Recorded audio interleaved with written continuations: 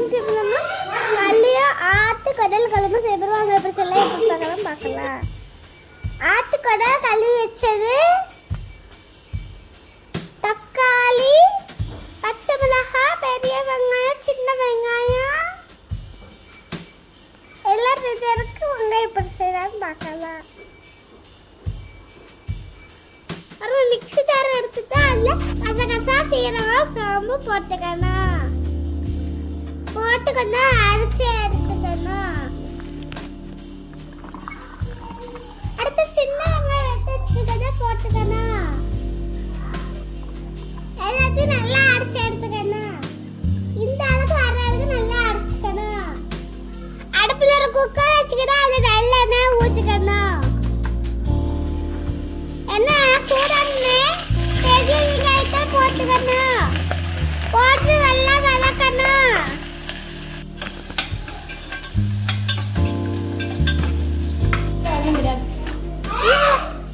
வெங்காயம் நல்லா வதங்கினோட பச்சை மிளகாய், தக்காளியும் போட்டு நல்லா வதக்கணும்.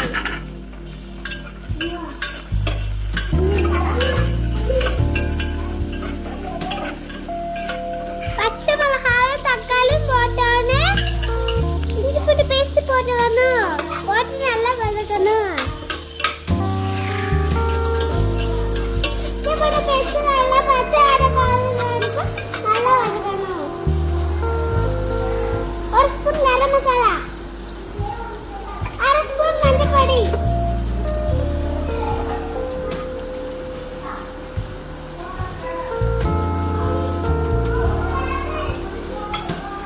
ஒரு ஸ்பூன் மிளகாய் பொடி போட்டுக்கணும்.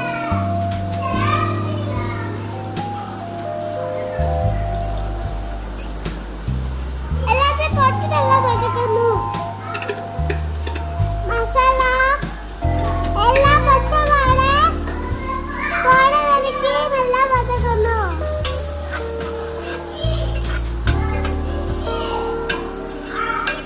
அப்புறம் கிளீன் பண்ணி வச்சிருக்க ஆட்டுக்கொடையில போட்டு அதே நல்லா வதக்கணும். ஆட்டுக்கொடையில மசாலா போட நல்லா மிக்ஸ் பண்ற வரைக்கும் நல்லா வதக்கணும். ஒரு மூடு வச்சிடணும். அதுக்கப்புறம் ஒரு ஸ்பூன் மல்லிப்பொடி போட்டுக்கணும். போட்டு நல்லா வதக்கணும்.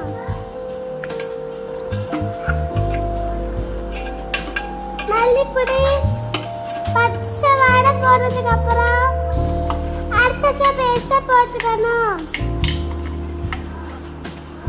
அரைச்ச பேஸ்ட்டை வந்து நல்லா மிக்ஸ் பண்ணணும்.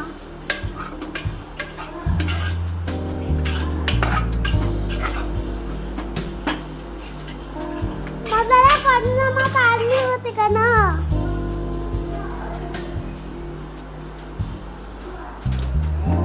மிக்ஸ் பண்ணணும். அதுக்கப்புறம் கொடை நல்லா வேவதுக்கு அப்புறம் நல்லா தண்ணி ஊற்றணும். தேவையான அளவு நல்லா தண்ணி ஊற்றணும். உப்பு தேவையான அளவு போட்டுக்கணும்.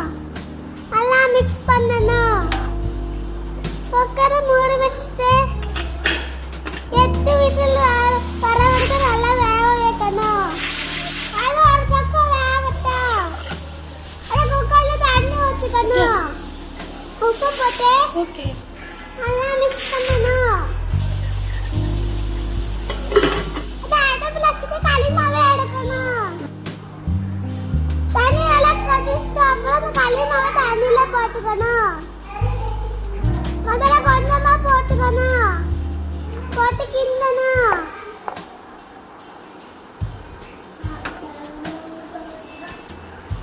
அதுக்கப்புறம் மீதி இருக்குதே போட்டு நல்லா கிண்டிட்டே இருக்கணும். கச்சி இல்லாம கிண்டிட்டே இருக்கணும்.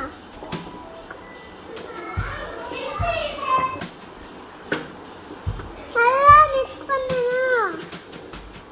ஒரு மூடி போட்டு மூடி வச்சிடணும். விசில் வந்துச்சு. இப்போ வந்து பார்த்தா குழம்பு ரெடி. மலையாள போட்டு நல்லா கிண்டணும். களியா ரெடி. கடல் குழம்பு களி ரெடி ஆயிடுச்சு. நீங்களும் இந்த வீடியோ பார்த்து ட்ரை பண்ணி பாருங்க. இந்த வீடியோ வந்து சப்ஸ்கிரைப் பண்ணுங்க.